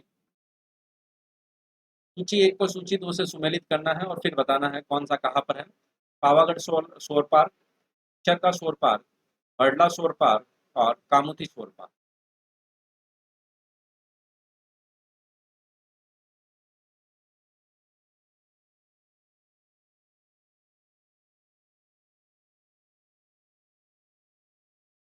तो कौन सा सौर पार्क जो है कौन से राज्य में स्थित है, ये आप लोगों से पूछा गया है।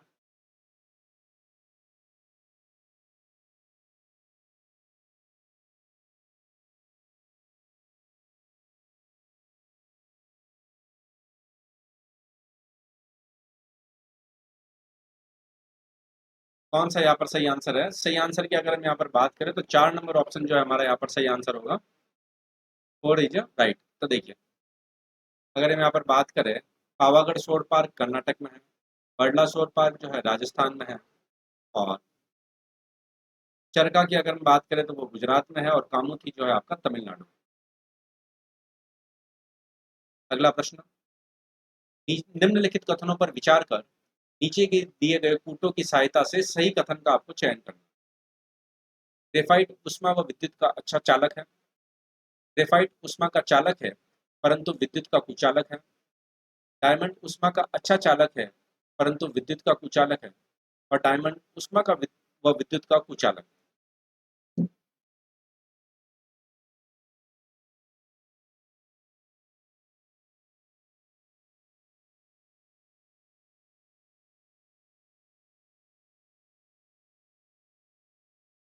तो कौन सा स्टेटमेंट यहाँ पर सही है, सही कूट का आपको चयन करना है।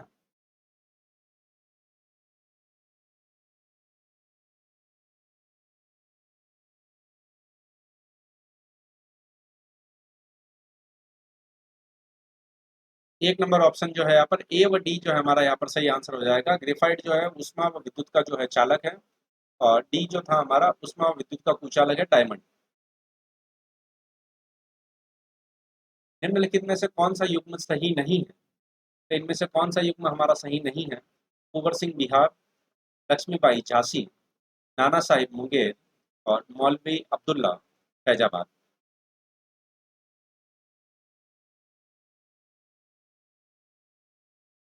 तो कौन सा युग्म जो है यहाँ पर सम्मिलित नहीं है।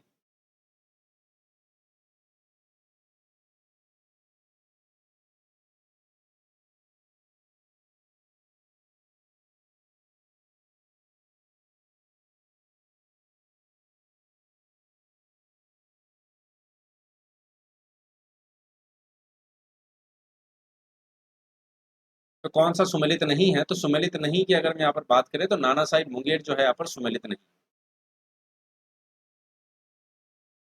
कछवा राजवंश के अधोलिखित शासकों को कालक्रमानुसार व्यवस्थित करना।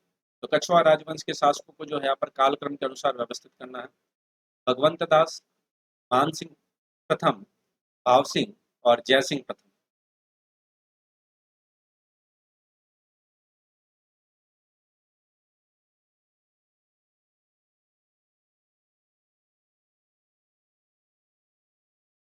कछवा राजवंश के अधोलिखित शासकों को कालक्रमानुसार व्यवस्थित करना है।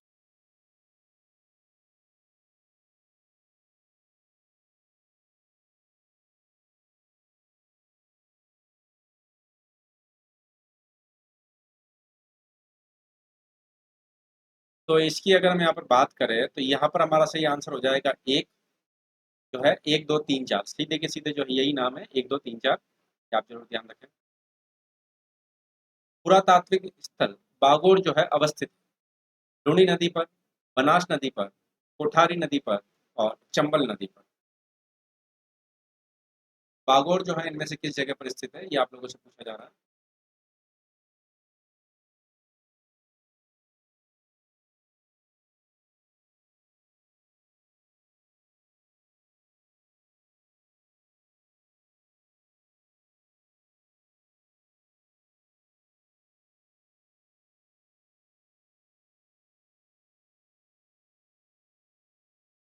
तो पुरातात्विक स्थल बागोर जो है यहाँ पर कोठारी नदी पर बिल्कुल भीलवाड़ा में है।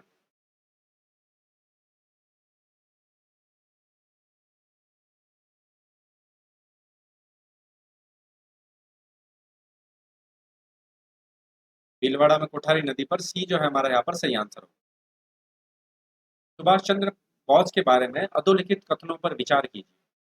उनको 1924 में कलकत्ता नगर निगम का मुख्य कार्यकारी अधिकारी नियुक्त किया गया और वे 1930 में कलकत्ता नगर निगम के मेयर चुने गए। कौन सा कूट सही है, सही कूट के बारे में आपको यहाँ पर बताना है।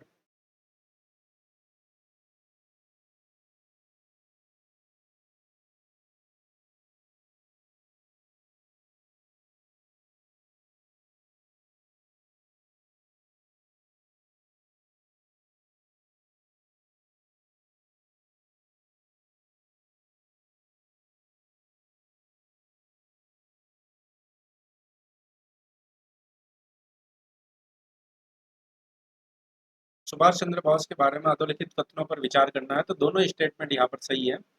4 नंबर ऑप्शन जो है सही है। हड़प्पा का प्रसिद्ध पुरुष धड़ निर्मित है पाषाण से, कांस्य से, रतिका से और चांदी से।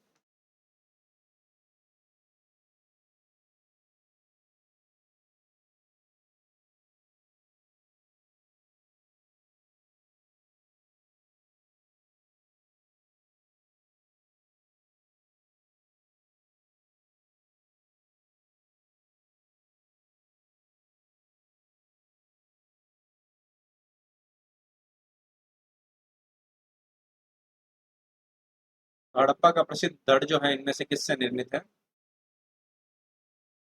उसकी अगर हम बात करें तो बिल्कुल एक नंबर आंसर सही है, पाषाण से निर्मित।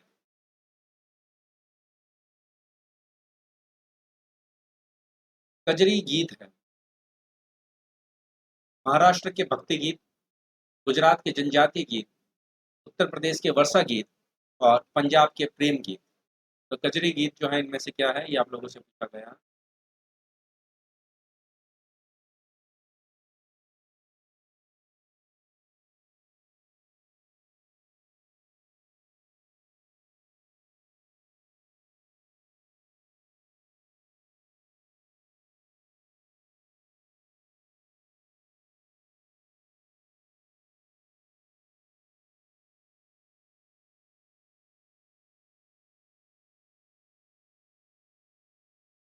तो कजरी गीत, पंजाब के प्रेम गीत, बिल्कुल डी आंसर आप सही आंसर दे रहे हैं। और उत्तर प्रदेश के वर्षा गीत, यूपी के वर्षा गीत, सी जो आंसर दे रहे हैं वो सही आंसर है। हुमायूं के मकबरे के बारे में कुछ कथन दिए गए हैं, उन पर विचार करना।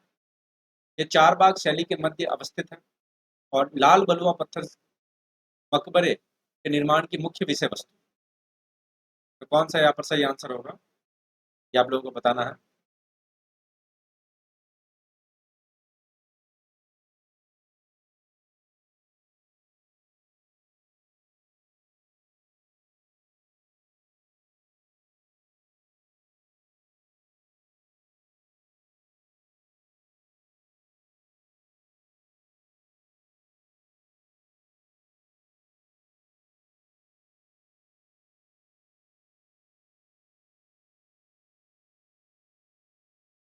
तो हुमायूं के मकबरे के बारे में अगर हम यहाँ पर बात करें तो 4 नंबर ऑप्शन, मतलब कि दोनों स्टेटमेंट जो है सही है।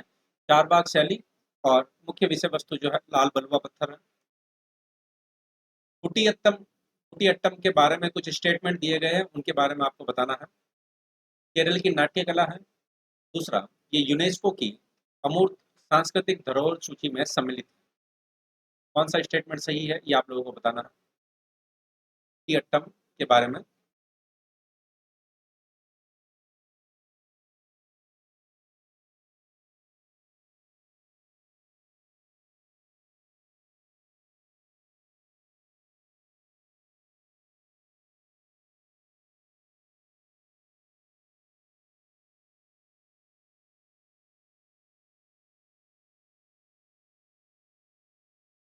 कुटियट्टम के बारे में जो है पूछा गया आपको, तो कुटियट्टम के बारे में अगर हम बात करें तो दोनों स्टेटमेंट यहाँ पर भी हमारे सही है। सर्वखल्लिंद ब्रह्मा जो है उद्धृत है, ये किस जगह पर है? बृहदारण्यक, कठोपनिषद, मांडुक्य उपनिषद और छांदोग्य उपनिषद। कौन सा स्टेटमेंट यहाँ पर सही होगा एबीसीडी में से?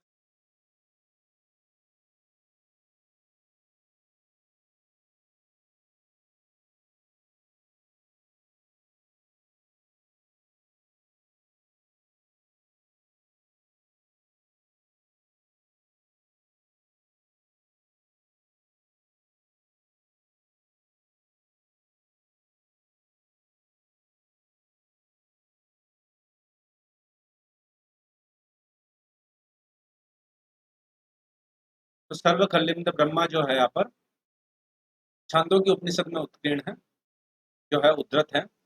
4 नंबर ऑप्शन जो है सही आंसर होगा।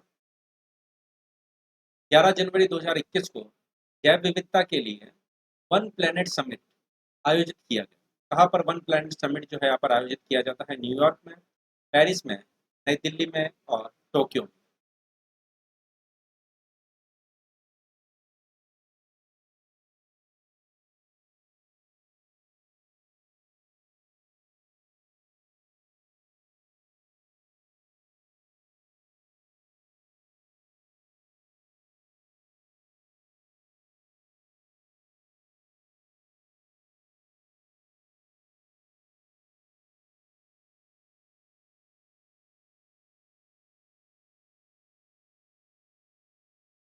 तो वन प्लेनेट समिट का आयोजन यहाँ पर कहाँ किया जाता है? पेरिस में किया जाता है, फ्रांस में।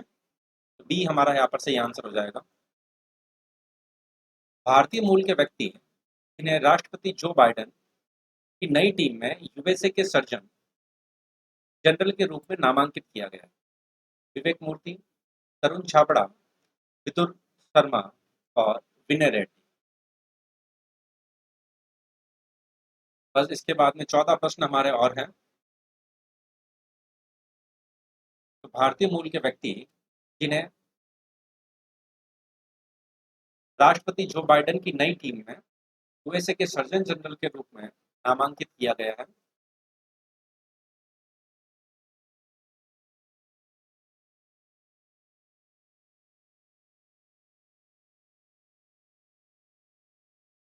तो वह कौन है? बिल्कुल 1 नंबर आंसर जो दे रहे हैं विवेक मूर्ति, बिल्कुल आप सही आंसर दे रहे हैं। जीरो फेल मिशन, राष्ट्रपति के शपथ ग्रहण समारोह को बिना किसी अनिष्ट के संपन्न कराने का सीक्रेट सर्विस का जो है एक अभियान। बी, सैन फ्रांसिस्को से बेंगलुरु की संपूर्ण महिला विमान चालिका दल की जो है यहाँ पर उड़ान को दिया गया नाम। जयपुर में हाल में संपन्न आयकर छापों को दिया गया नाम। और कश्मीर घाटी में आतंकवादियों को पकड़ने हेतु हाल ही में खत्म किए गए अभियान को दिया गया। तो कौन सा यहाँ पर सही आंसर होगा ये आप लोगों को बताना है।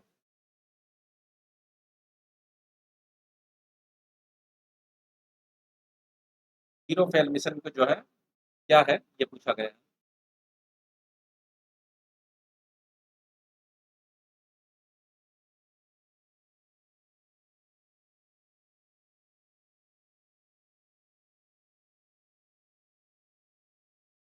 जीरो फेल मिशन की अगर मैं यहाँ पर बात करें तो ये राष्ट्रपति के शपथ ग्रहण समारोह में बिना किसी जो है यहाँ पर अनिष्ट के जो है संपन्न कराने का सीक्रेट सर्विस का एक अभियान है। ये सी जो आंसर दे रहे हैं सी और डी ये सारे के सारे जो है गलत है। निम्नलिखित में से किसने वर्ष 2014 में सिग्नल ऐप विकसित किया? सिग्नल ऐप जो है इनमें से किसके द्वारा विकसित किया जाता है? Mark Zuckerberg, Brian Acton, Merlin Spike और जॉन कू।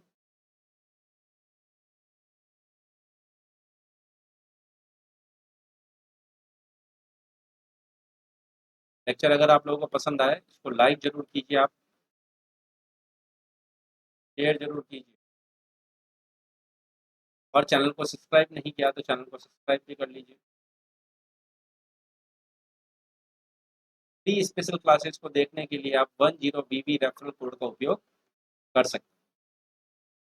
तो किसने जो है 2014 में सिग्नल ऐप का विकास किया? तो सिग्नल ऐप जो है यहाँ पर ब्रायन एक्टन, बिल्कुल बी जो आंसर दे रहे हैं यहाँ पर ब्रायन एक्टन सही है हमारा 2 नंबर।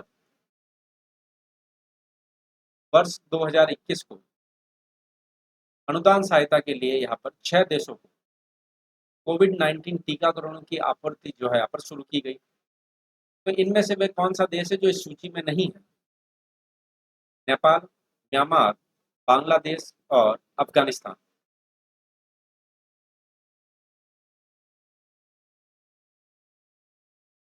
30 जनवरी 2021 को अनुदान सहायता के लिए 6 देशों को कोविड-19 टीकों की जो है यहाँ पर आपूर्ति दी गई।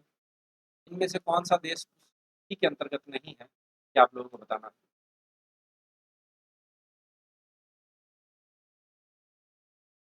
तो इसमें से कौन सा देश? बिल्कुल अफगानिस्तान जो है इस सूची के अंतर्गत नहीं है। डी जो है 4 नंबर ऑप्शन जो है हमारा सही है। ओडीओपी, ओडीओपी क्या है?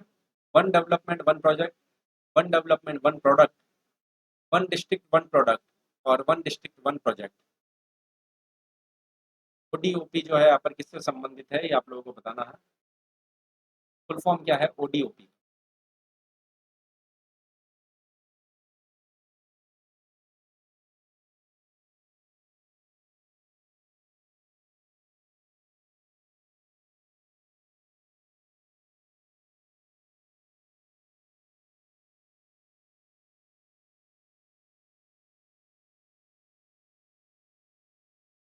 ओडीओपी, तो ओडीओपी जो है यहाँ पर वन डिस्ट्रिक्ट वन प्रोजेक्ट से संबंधित है, न कि प्रोडक्ट।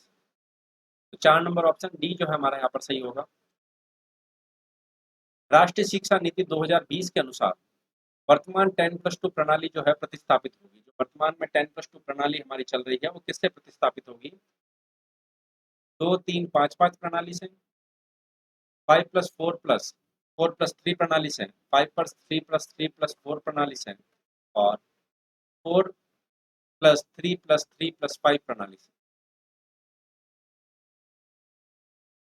तो वर्तमान शिक्षा नीति से जो है यहाँ पर नई जो शिक्षा नीति आई है, नई शिक्षा नीति जो है यहाँ पर क्या होगी, ये आप लोगों से पूछा।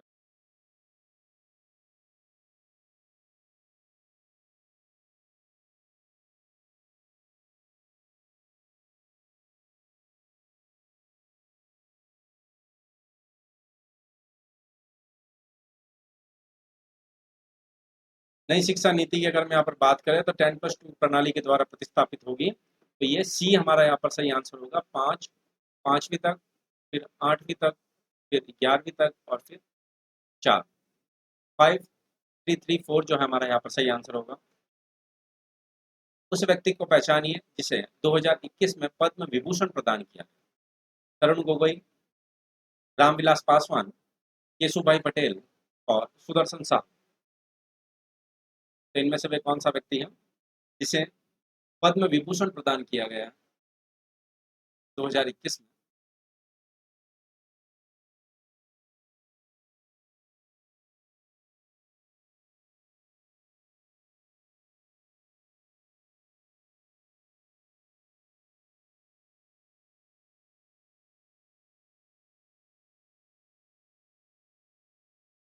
पद्म विभूषण इसमें से किसको प्रदान किया गया? बिल्कुल यहाँ पर सुदर्शन साहू को प्रदान किया गया। 4 नंबर ऑप्शन या डी जो आंसर दे रहे हैं वो सही आंसर दे रहे हैं। ग्लोबल फायर पावर इंडेक्स 2021 के अनुसार वैश्विक सूचकांक में भारतीय सेना कौन सा स्थान अर्जित किया? वैश्विक सूचकांक में यहाँ पर भारतीय सेना कौन सा स्थान अर्जित करती है? दूसरा, तीसरा, चौथा, पांचवा।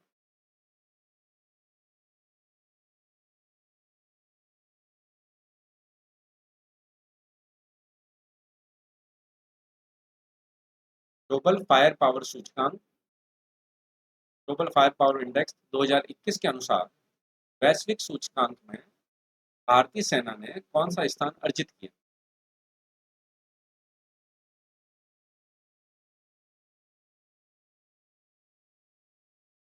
तो भारतीय सेना कौन सा स्थान अर्जित करती है? तो भारतीय सेना जो है हमारा यहाँ पर चौथा स्थान अर्जित करती है। डीआरडीओ ने 22 जनवरी 2021 को किस हथियार का सफल परीक्षण किया? ताव, आर्य, वारसा और शक्ति। तो डीआरडीओ यहाँ पर 22 जनवरी 2021 को किस हथियार का जो है सफल परीक्षण करता है, ये आप लोगों को बताना है।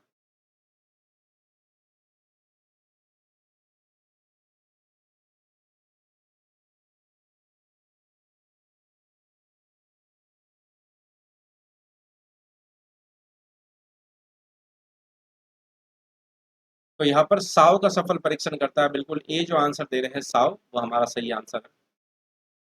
पराक्रम दिवस इनमें से किसकी स्मृति में मनाया जाता है? चंद्रशेखर आजाद, भगत सिंह, सुभाष चंद्र बोस और बाल गंगाधर तिलक। पराक्रम दिवस किसकी स्मृति में मनाया जाता है, ये आप लोगों से पूछा जा रहा है।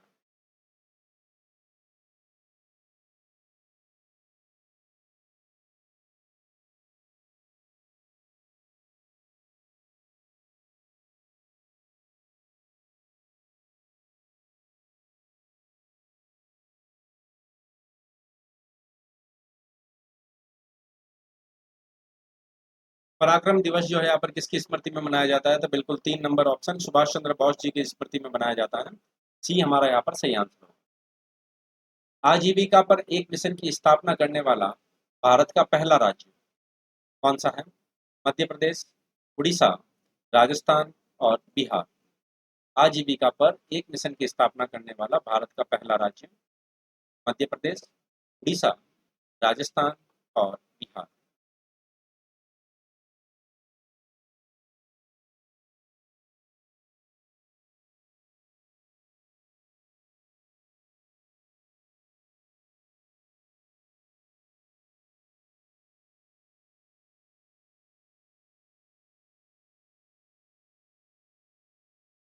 तो आजीविका पर एक मिशन की स्थापना करने वाला हमारे भारत का पहला राज्य हमारा राज्य राजस्थान ही है। सी हमारा सही आंसर होगा। किशनबाग एक नवनिर्मित रेगिस्तान पार्क में स्थित कौन सा है यहाँ पर? जयपुर, जोधपुर, बाड़मेर और जैसलमेर। किशनबाग एक नवनिर्मित रेगिस्तान पार्क किस जगह पर स्थित है? जयपुर में, जोधपुर में, बाड़मेर में और जैसलमेर।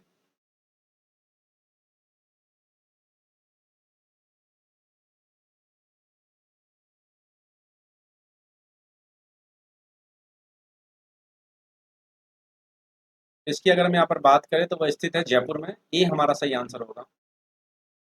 वर्ष 2020 के लिए गोल्डन पीकॉक पर्यावरण प्रबंधन पुरस्कार से सम्मानित किया गया। इसको सम्मानित किया जाता है यहाँ पर गोल्डन पीकॉक पर्यावरण प्रबंधन पुरस्कार। कॉपर प्राइवेट लिमिटेड को, एयरपोर्ट अथॉरिटी ऑफ इंडिया को, लेड व जिंक माइंस लिमिटेड को, steel Authority of India limited. तो यहाँ पर किसको जो है गोल्डन पीकॉक अवार्ड 2020 का दिया जाता है?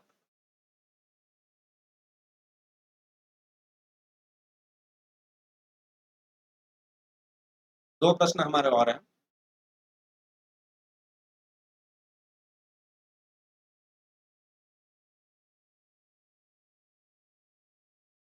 वर्ष 2020 के लिए गोल्डन पीकॉक पर्यावरण प्रबंधन पुरस्कार से सम्मानित यहाँ पर किया जाता है, तो वह किया जाता है Steel Authority of India Limited. Steel Authority of India Limited SAIL को जो है यहाँ पर सम्मानित किया जाता है। एफएम प्रसारण के लिए आवृत्ति बैंड होता है। कौन सी फ्रीक्वेंसी बैंड जो है यहाँ पर एफएम प्रसारण के लिए है?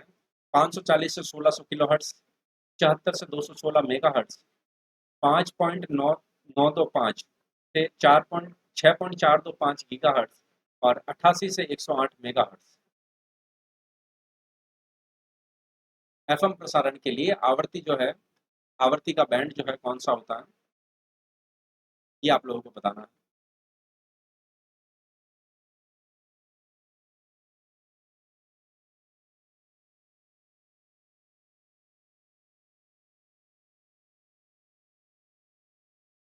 एफएम प्रसारण के लिए आवर्ती बैंड जो है इनमें से कितना होता है?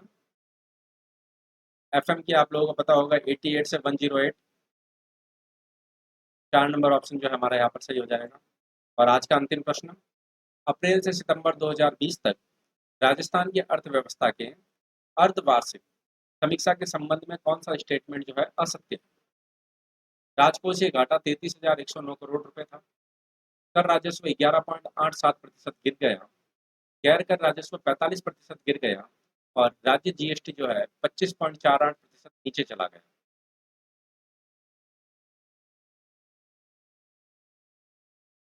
तो अप्रैल से सितंबर 2020 के मध्य राजस्थान की अर्थव्यवस्था के अर्धवार्षिक समीक्षा के संबंध में कौन सा कथन जो है यहाँ पर असत्य है?